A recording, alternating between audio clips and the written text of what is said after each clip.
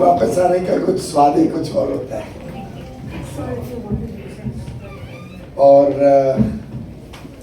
कल से जब से मैं मुंबई आया, ऐसे तो आते रहा हूँ 10 साल भी, पर एक अलग अंदाज में आया हूँ। अपने बचपन की यादें बहुत आ रही हैं, मित्र भी बहुत मिल रहे हैं और आप सबको भी मिलके उतना ही स्वाद और आनंद आ रहा है। मेरी जन्मभूमि भी है, कर्मभूमि भी है और अब चुनाव भूमि भी बनने जा रही है। परंतु जब ये इतना सुंदर मेगा कॉमन फैसिलिटी सेंटर का हमने कल्पना की थी और माननीय प्रधानमंत्री नरेंद्र मोदी जी के कर कमलों द्वारा इसका उद्घाटन हुआ, तब ना तो मुझे पता था कि मुझे मुंबई आके चुनाव लड़ना है, ना मेरे मन में इतना कॉन्फिडेंस था कि ये इतनी सुंदर प्रकल्प के रूप में उभरेगा। मैं समझता हूँ सबसे पहले हमारा दिल्ली का कार्यालय वाणिज्य भवन तैयार हुआ, जो एक मिसाल के रूप में सभी सरकारी दफ्तरों के लिए एक बेंचमार्क बना। अगला भारत मंडपम, उसका उद्घाटन माननीय प्रधानमंत्री जी ने 22 जून या 23 जून 2022 को किया। फिर भारत मंडपम का उद्घाटन माननीय प्रधानमंत्री जी के कर कमलों द्वारा 26 जुलाई पिछले वर्ष हुआ। फिर उसके बाद यशोभूमि द्वारका में दिल्ली, उसका उद्घाटन उसके 1 महीने या 45 दिन के भीतर हुआ और माननीय प्रधानमंत्री जी ने ये मेगा सीएफसी का उद्घाटन करके एक पूरे विश्व को बताया कि ये नया भारत है और नया भारत नई सोच के साथ, नए उत्साह के साथ बड़े लक्ष्य को पाने के लिए अब तैयार हो गए। और आज जो मैंने वर्ल्ड क्लास मशीन्स देखी नीचे, जिस प्रकार की फैसिलिटीज और इक्विपमेंट देखी, और अगर किसी चीज ने सबसे ज्यादा प्रसन्न किया तो वो है यहाँ का ट्रेनिंग सेंटर।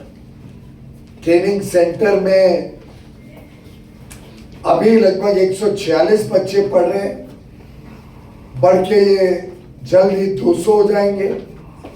फिर इसको हम शिफ्ट में चलाएंगे और कुल मिला के अंदाजा है कि सालाना यहाँ से 1600 नौजवान युवा युवती यहाँ से ज्वेलरी के संबंधित जो अलग अलग क्षेत्र हैं उसमें ट्रेन होके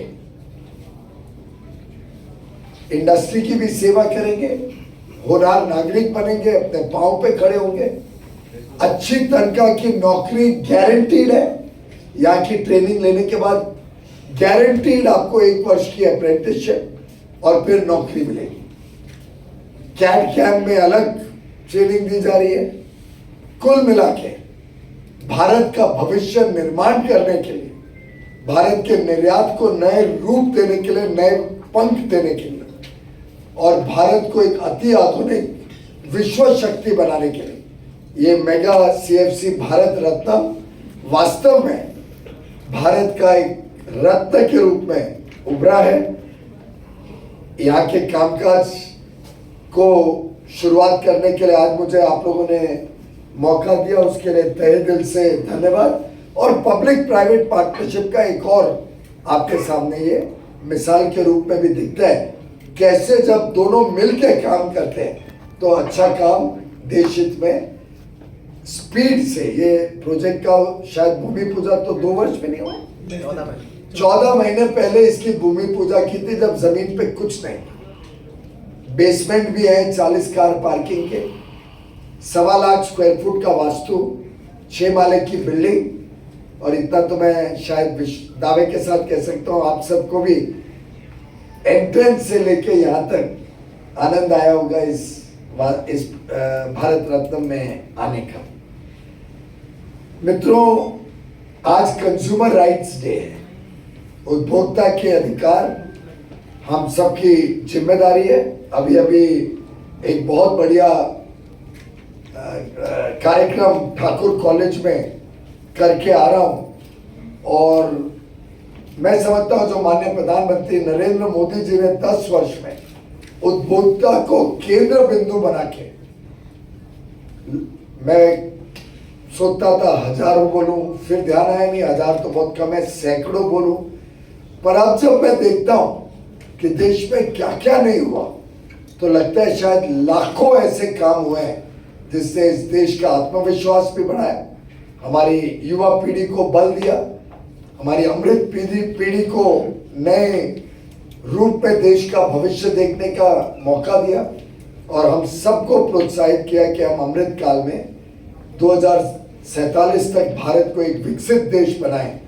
हम सब मिलके इसके लिए काम करें और आप सब जानते हैं कि मोदी जी की गारंटी वहां से शुरू होती है जहां बाकी सबकी गारंटी खत्म हो जाती है और अगर मोदी जी कुछ कहते हैं तो करके दिखाते हैं और ये भी भारत रत्न हो, उपभोक्ताओं को महंगाई की मार ना पड़े, उपभोक्ताओं को अलग अलग प्रकार से उनके हितों की रक्षा करना।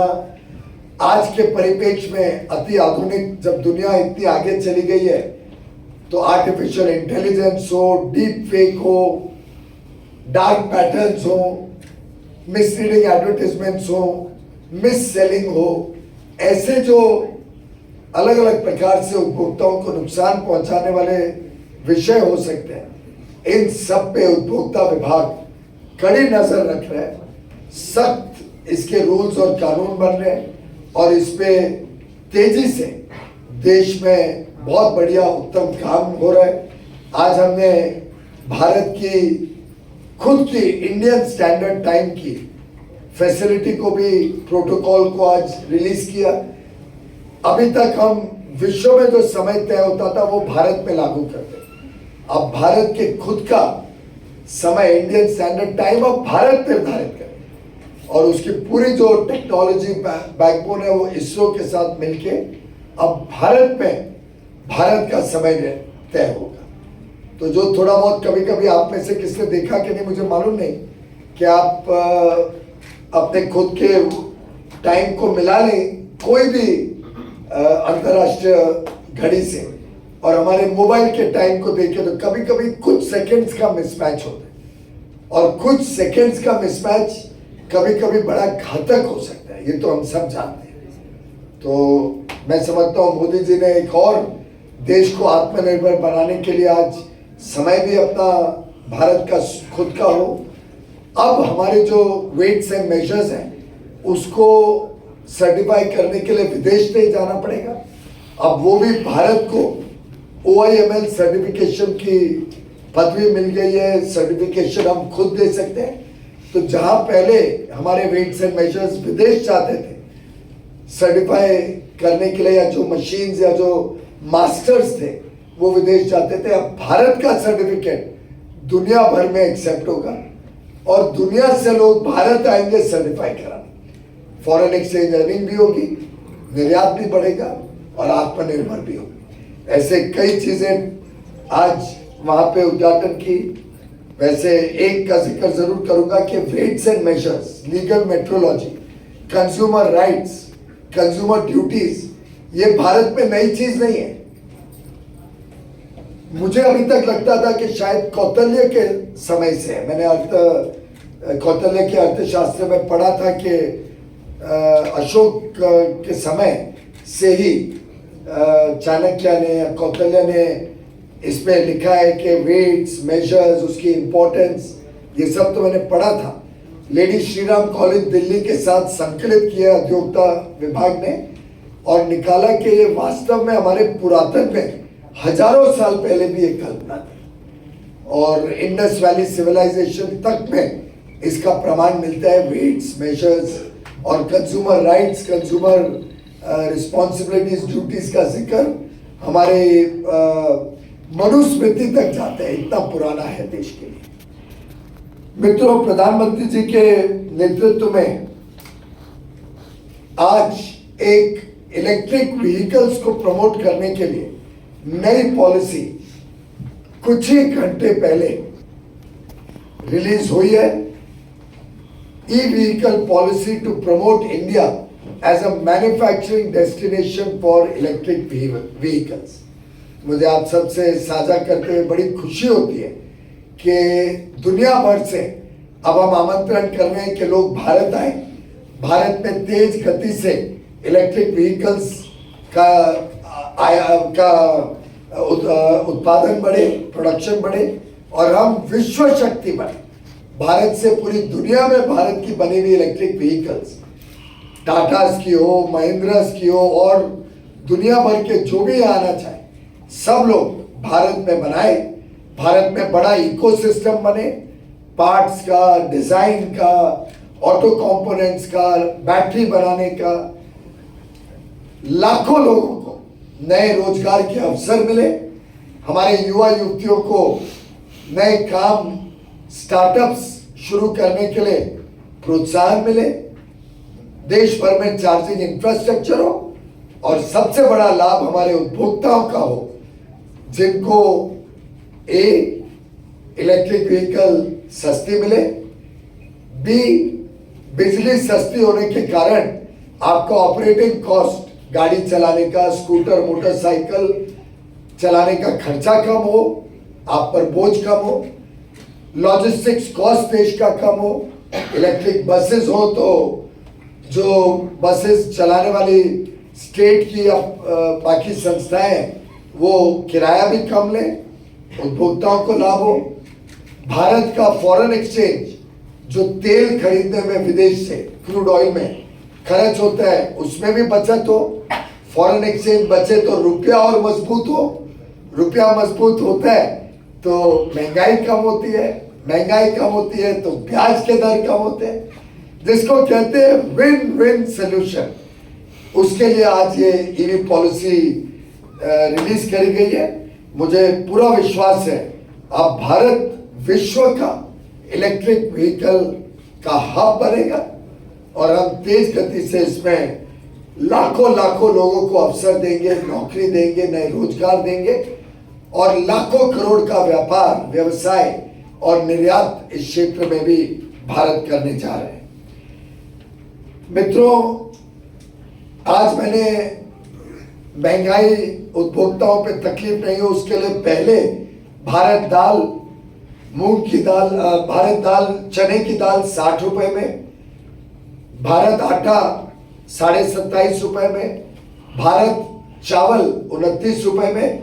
माननीय प्रधानमंत्री नरेंद्र मोदी जी के निर्देश पर देश में 21,000 अलग अलग आउटलेट्स में, इंक्लूडिंग ई कॉमर्स साइट्स पे उपलब्ध कराना शुरू किया था, जिसके कारण आज देश में विश्व के परिप्रेक्ष्य में या आज से पहले 2014 के पहले के आप 65 वर्ष की भारत की आजादी का कार्यकाल देख लें, सबसे कम महंगाई आज भारत में इसलिए देखने को मिलती है कि प्रोएक्टिव स्टेप्स मोदी सरकार समय समय पे करती रही। उसी कड़ी में आज भारत मूंग दाल भी मैंने पिछले कार्यक्रम में लॉन्च किया और हमारा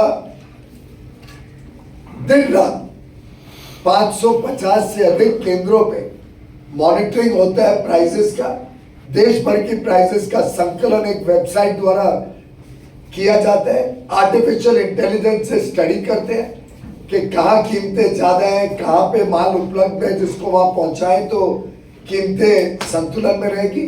और अगर कभी किसानों का सामान बहुत कम दाम पे बिक रहा है और उनको नुकसान हो रहा है तो प्रधानमंत्री मोदी जी ने अब तक 28,000 करोड़ रुपए प्राइस स्टेबलाइजेशन फंड से खर्चे हैं, जिससे जब किसान का दाम कम होता है तो उनको सही दाम पे अपना माल, अपना उत्पादन बेचने की सुविधा एनसीसीएफ नैफेड के द्वारा उपभोक्ता विभाग देता है और उस सामान को आप सब तक, उपभोक्ताओं तक, कंज्यूमर्स तक, 140 करोड़ लोगों तक सस्ते दरों पर मिले।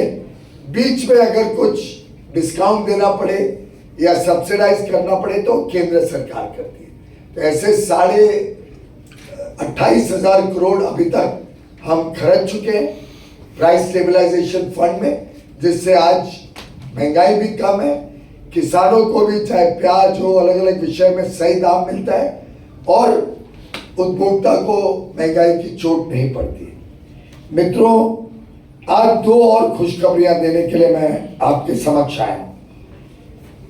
गवर्नमेंट ई मार्केट प्लेस, पीके सिंह जी उसके सीईओ है, बाद में आप उनको इंटरव्यू भी कर सकते हैं। गवर्नमेंट ई मार्केट प्लेस भी मोदी जी की एक देन है भारत के लिए। पहले सरकारी खरीद में बड़ा भ्रष्टाचार की खबरें आती थी।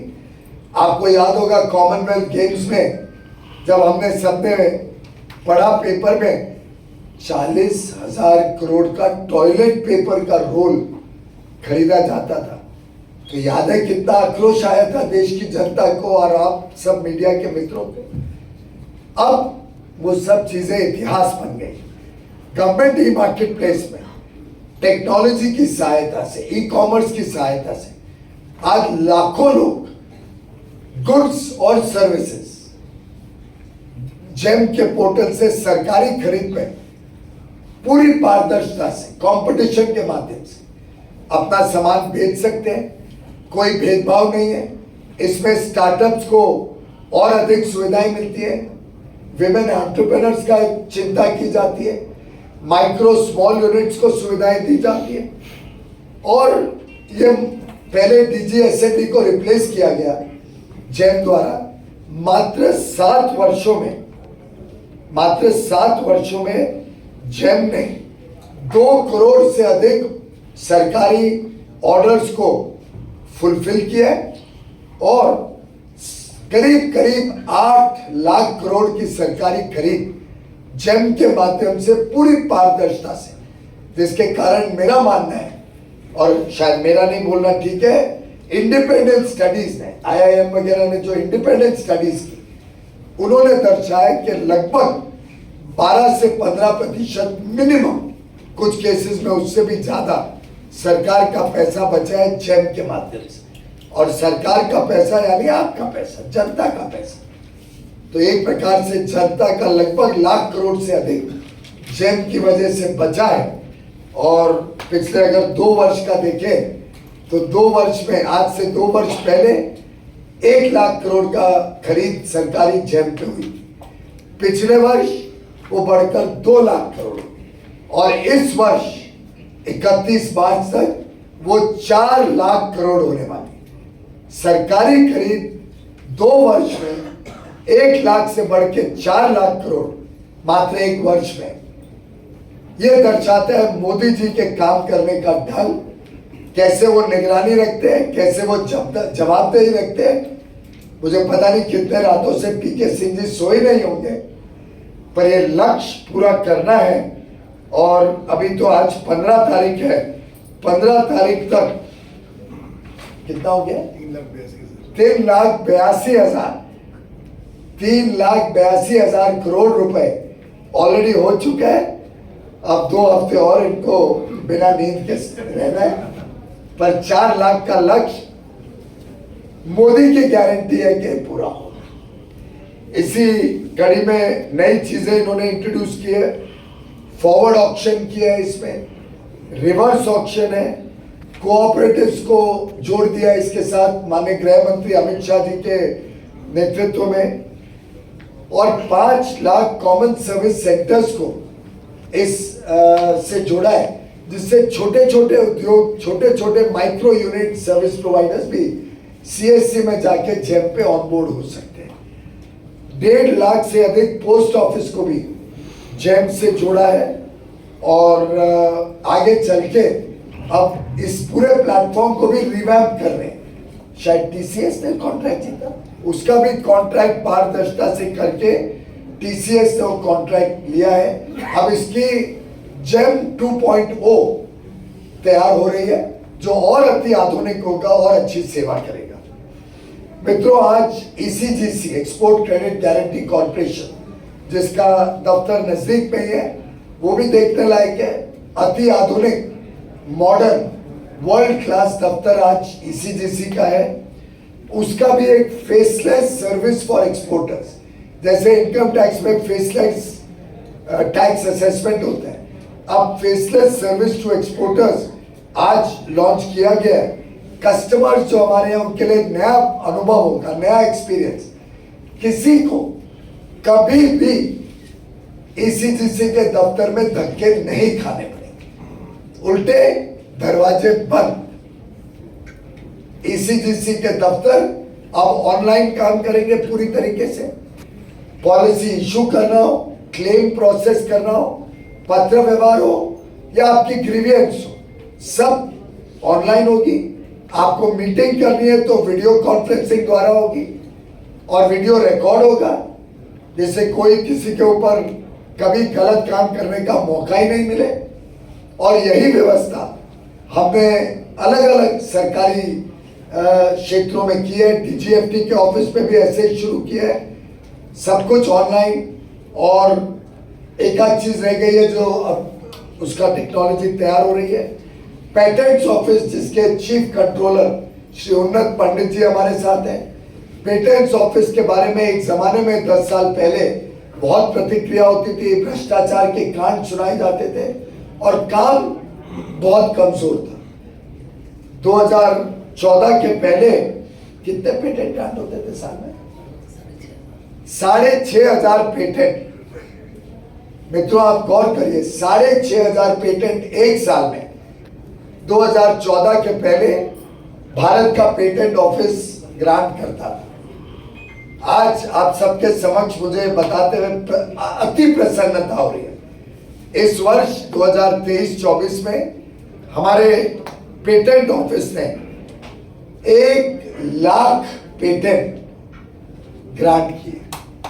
कहाँ 6,500, कहाँ 1,00,000। मात्र 10 वर्ष का ये जो कार्यकाल है, इसमें लगभग पूरी बैकलॉग खत्म हो गई है। आज ये स्थिति है कि हर रोज 250 पेटेंट, हमारा चीफ कंट्रोलर का ऑफिस पेटेंट्स 250 पेटेंट्स इशू करते हैं। और हर 6 मिनट में, गौर करिए, हर 6 मिनट में आज एक नई टेक्नोलॉजी के साथ आईपी प्रोटेक्शन के लिए, पेटेंट प्रोटेक्शन के लिए हमारे पास एप्लीकेशन सबमिट होती है 100% ऑनलाइन, टोटली ऑनलाइन। अब आपको कोई कानूनी तकलीफ नहीं, कोई लॉयर नहीं चाहिए, कोई पेटेंट अटॉर्नी नहीं चाहिए। कोई तकलीफ हो तो वहां भी वीडियो से आप संपर्क करो।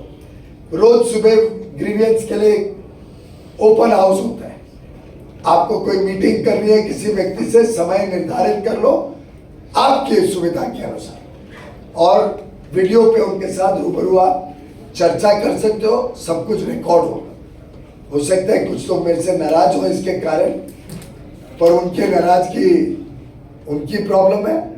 देश की खुशी मोदी जी की गारंटी है। और आज 1,00,000 पेटेंट देके पूरी दुनिया में भारत के पेटेंट ऑफिस का नाम बना है। इसी के कारण अभी अभी 10 तारीख को आपने देखा होगा, भारत ने स्विट्जरलैंड, नॉर्वे, आइसलैंड और लिechtenstein के साथ फ्री ट्रेड एग्रीमेंट साइन किया। और उसमें एक आईपीआर का बड़ा अच्छा चैप्टर है, जो पूरी भारत की फार्मा इंडस्ट्री, पूरी भारत की जो केमिकल, एग्रोकेमिकल इंडस्ट्री है, सब ने जिसकी वाहवाही की है, स्वागत किया है। और अगर भारत स्विट्जरलैंड जैसे देश जो दुनिया में ग्लोबल इनोवेशन में नंबर 1 है, ग्लोबल इनोवेशन इंडेक्स में स्विट्जरलैंड इज नंबर 1, अगर उसके साथ हम आईपीआर पे करार कर सकते हैं तो आप मानिए आज भारत का पेटेंट सिस्टम, इनोवेशन सिस्टम्स विश्व स्तरीय है और विश्व इसको स्वीकार करता है कि ये वास्तव में बहुत ही बढ़िया अच्छा सिस्टम चल रहा है। लगभग भारतीय इस सब पेटेंट्स में अब 31% हो गए, 31% एप्लीकेंट, 52 हो गए। सॉरी माफ करिए, मैं पढ़ नहीं रहा था, ऐसे ही बोल रहा था। अभी 52%, ये 31% मेरे दिमाग में पुराना फिगर था, ये बढ़ते जा रहा है। भारतवासियों को विश्वास आते जा रहा है कि आप पेटेंट ऑफिस अप्लाई करेंगे ईमानदारी से और कम समय में हमारी एप्लीकेशन सुनवाई होके मिल जाएगी। 52% पेटेंट एप्लीकेंट्स अब भारतवासी, हमारे युवा युवती, हमारे इनोवेटर्स, हमारे साइंटिस्ट। इससे ज्यादा गर्व की बात आत्मनिर्भर भारत के लिए क्या हो सकती। मित्रों, आज दुनिया में जो टॉप 10 कंट्रीज में पेटेंट अप्लाई होते हैं उसमें अब भारत आ गया। लक्ष्य तो आप जानते ही हैं कि मोदी जी के काम में लक्ष्य तो you have to be amongst the top 3, और मुझे लगता है जब टॉप 3 हो जाएंगे तो वो लक्ष्य उसको भी बदल देंगे। मोदी जी की गारंटी है विकास भी विरासत भी। तीसरी टर्म में जब मोदी जी प्रवेश कर रहे हैं, और अभी अभी खबर मिली कि कल शायद चुनाव की घोषणा हो जाएगी, और मुझे भी सौभाग्य मिला है कि मैं मुंबई का प्रतिनिधित्व उत्तर मुंबई से कर सकूं। मोदी जी की गारंटी है कि तीसरे टर्म में विश्व की तीसरी सबसे बड़ी अर्थव्यवस्था भारत बनेगा। देश में एक अति आधुनिक आधारभूत सुविधाएं होंगी, जैसी ये बिल्डिंग भारत रत्न, जैसा अटल सेतु, जैसा कोस्टल रोड, जैसे मेट्रो का जाल देश में बन रहा है, जैसे वंदे भारत देश का शान बन रही है, जिस प्रकार से मुंबई से दिल्ली अब हम नए एक्सप्रेसवे में 12 घंटे में जा पाएंगे, दिसंबर तक पूरा हो जाएगा। जैसे इलेक्ट्रिक व्हीकल पॉलिसी देश को उस इकोसिस्टम में विश्व स्तरीय बनाएगी। अब हम सब नए रोजगार के अवसर, हमारे स्टार्टअप्स को और सुविधा देकर उनको उद्योजक बनाना, जॉब क्रिएटर्स बनाना रादर देन जॉब सीकर्स, और हमारी नारी शक्ति के बल पर विमेन लेड डेवलपमेंट को लेके एक भ्रष्टाचार मुक्त भारत, एक भारत जो एकता और एकजुटता के साथ देश की, पूरे देश की बिना भेदभाव के सेवा कर सके। एक तरफ आर्थिक विकास हो, एक तरफ अच्छा मॉडर्न इंफ्रास्ट्रक्चर हो, और दूसरी तरफ 140 करोड़ भारतवासियों का इंक्लूसिव डेवलपमेंट, सस्टेनेबल डेवलपमेंट, समावेशी विकास, और पर्यावरण को ध्यान में रखते हुए एनवायरमेंट फ्रेंडली ईवी व्हीकल्स भी उसके दिशा में बहुत बड़ा कदम है शहरों। एनवायरमेंट फ्रेंडली विकास, ये प्रधानमंत्री मोदी जी की प्राथमिकता भी है, संकल्प भी है, आत्मविश्वास भी है, और देश को मोदी की गारंटी भी है। बहुत बहुत धन्यवाद।